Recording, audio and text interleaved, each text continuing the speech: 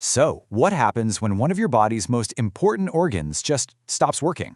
Today, we're diving into the incredible technology that steps in when our kidneys give out: hemodialysis. This is really a story about human ingenuity creating a lifeline for one of our body's most powerful engines. Let's just start with a number. 180. No context, just the number. Any ideas what that could possibly represent when we're talking about the human body? You got it. Your kidneys are an absolute powerhouse. They filter about 180 liters of your blood plasma every single day. That's just an incredible amount of work happening inside of you right this second to keep you healthy and balanced. Well, that's the critical question, isn't it?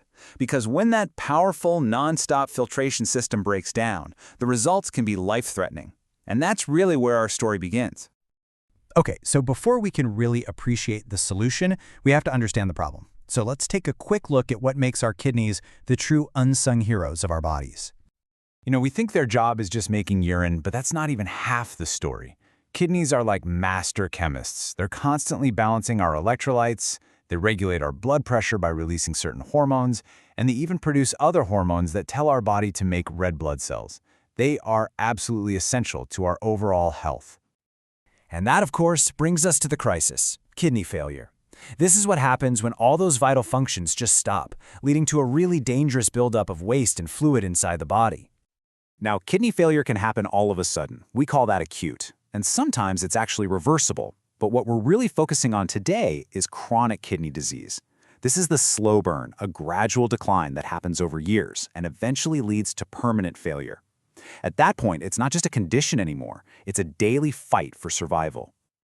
So what's behind this breakdown? Well, the main culprits are often two of the most common health problems in the world: diabetes and high blood pressure. Just try to picture this constant, high-pressure attack on the kidney's tiny, delicate filters. Over years, they just get worn out. And the impact this has on a person's life is just profound. It's a whole cascade of debilitating symptoms. That persistent itching you see on the list, that's because toxins the kidneys should be getting rid of are building up in the skin. This isn't just a minor discomfort, it's a sign the body is literally being poisoned from the inside out. But in the face of this kind of organ failure, there is hope. There is a lifeline. Let's get into the remarkable technology that is the artificial kidney. And here it is: hemodialysis. To put it simply, it's a process where a machine does the job that the kidneys just can't do anymore.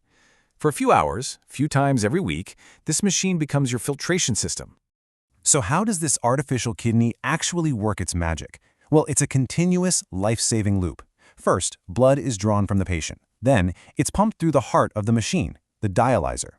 Inside this filter, all the waste and excess fluid get pulled out, while the important things, like blood cells and proteins, stay in.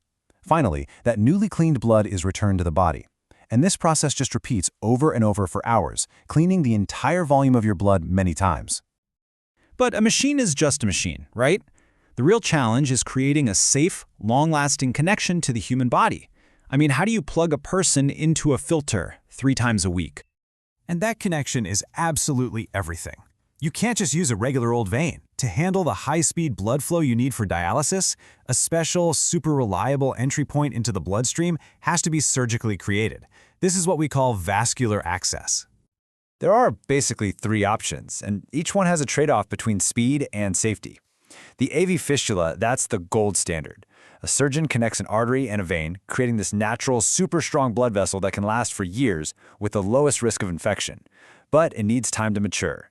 For situations that are more urgent, doctors can use artificial grafts or catheters, but those come with a higher risk of complications down the road. And the treatment itself is kind of like a physiological tightrope walk.